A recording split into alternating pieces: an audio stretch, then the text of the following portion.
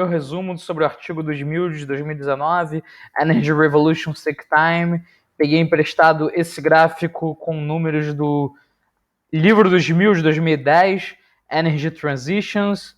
Mostra como de 1810, da Revolução Agrícola Britânica, até o 2008, que é o crash da bolsa do subprime, a gente sai de uma sociedade de baixo carbono a uma sociedade de alto carbono, carvão, óleo e gás natural. A primeira revolução que o Smil fala é da lenha ao carvão. Basicamente, ela se dá devido a uma escassez de lenha na Europa e a criação da máquina a vapor, muito utilizada para ferrovias e navios. Começa na Inglaterra, depois vai para a França, Estados Unidos e Japão. A segunda que o Smil fala, 1882, que é o Thomas Edison, a eletricidade, e coexiste com carvão, muda a forma de produção agrícola, a eletrificação rural, a urbanização, a expectativa de vida aumenta, as economias crescem mais, Japão, Alemanha 2% ao ano, Estados Unidos 4% ao ano. A terceira que o Smil fala é do petróleo.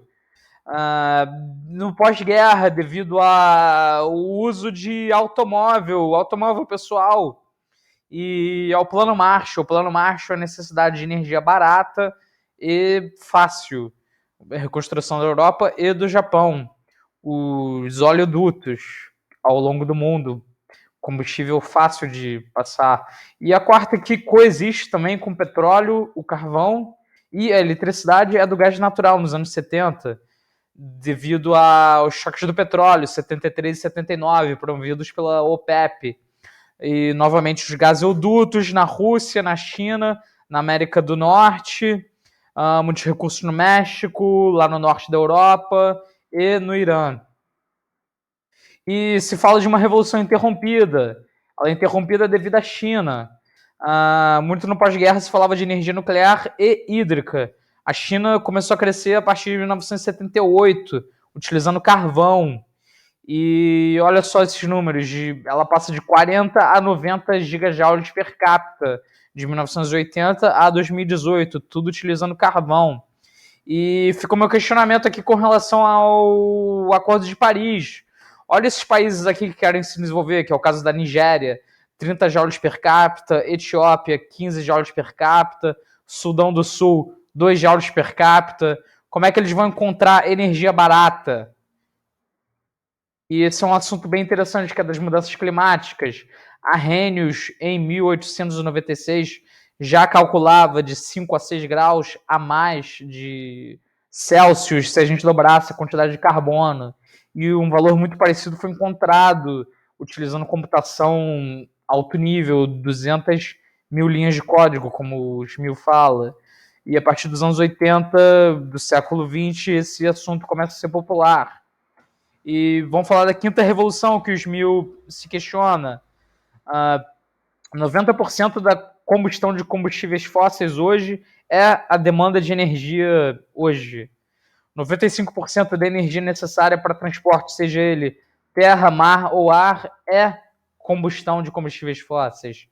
A combustão de combustíveis fósseis gera ferro, cimento, plásticos e amônias, que são considerados 4 pilares da sociedade moderna. Quinta revolução, o Smil coloca essa cifra de 30 trilhões de dólares para mudar todo esse arcabouço. Porém, não há substituto para o querosene, para aviação, que é o motor a jato. Não há substituto para o caminhão a longa distância, para o diesel de bulk utilizado em navios, para a produção desses materiais que eu já falei, que são os pilares da sociedade moderna. E também a nossa demanda por energia aumentou. A gente coloca 2 vezes mais eficiente o motor Otto, porém o carro é 2 vezes mais pesado. É 2 vezes mais eficiente o gás natural queimado nas casas e 2,5 a mais de consumo nas casas americanas. A mesma coisa do querosene. 70% a menos de querosene de passageiro quilômetro. desde 1950, porém 10 vezes mais de consumo desde os anos 50.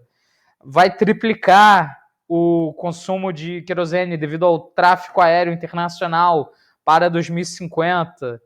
2066, 2,5 mais de energia necessária devido a navios para trocas, para comércio. 2050, dobrar o consumo de carne, que necessita de amônia, necessita de água. Aço, 3 vezes mais em 2025. É isso que o Smil fala, o fim das oportunidades.